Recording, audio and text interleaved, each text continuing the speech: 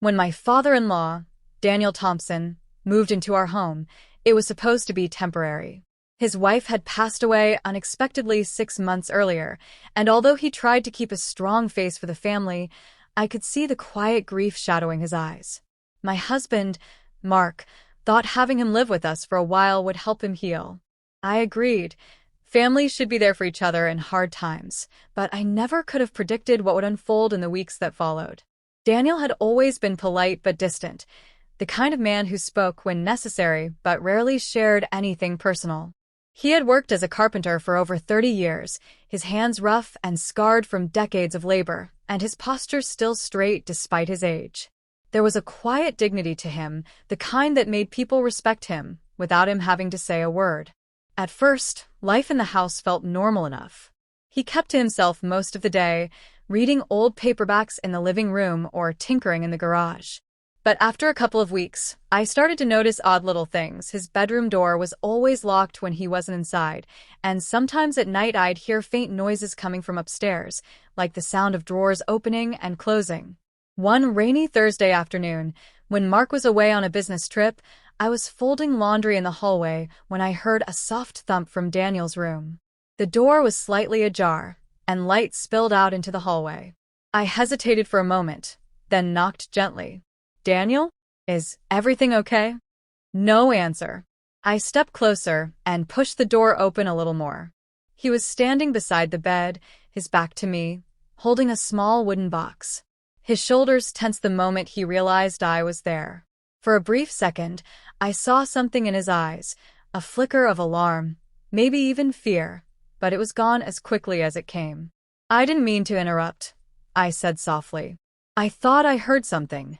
"It's nothing you need to worry about, Emily," he replied, setting the box down on the bed. His tone was polite, but there was a sharp edge to it that made my stomach tighten. I glanced at the box, noticing how worn it was, the wood darkened with age, the brass latch slightly tarnished. Something about it didn't feel like an ordinary keepsake. Before I could say anything else, Daniel stepped forward, closing the lid with deliberate care. "Just some old memories," he said, but his voice sounded strained, as if each word was carefully chosen.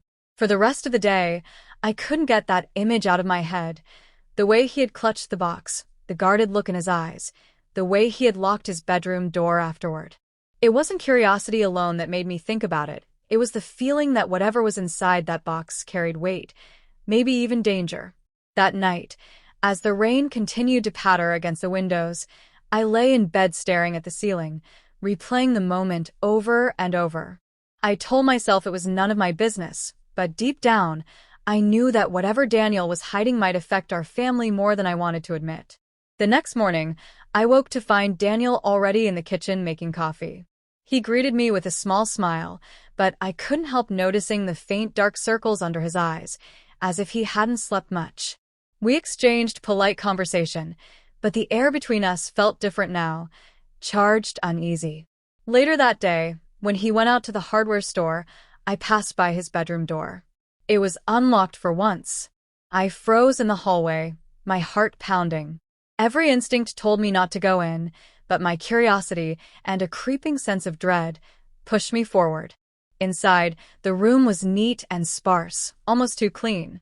The bed was perfectly made, the nightstand empty except for a lamp and a glass of water.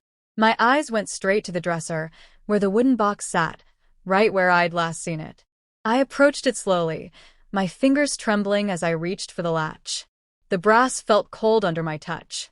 I hesitated, glancing toward the door, half expecting Daniel to appear at any moment. Then I flipped the latch and opened the lid. Inside were photographs, dozens of them, some faded and curling at the edges. At first, they looked like ordinary family pictures. Birthday parties, barbecues, holidays. But as I sifted through them, my breath caught in my throat.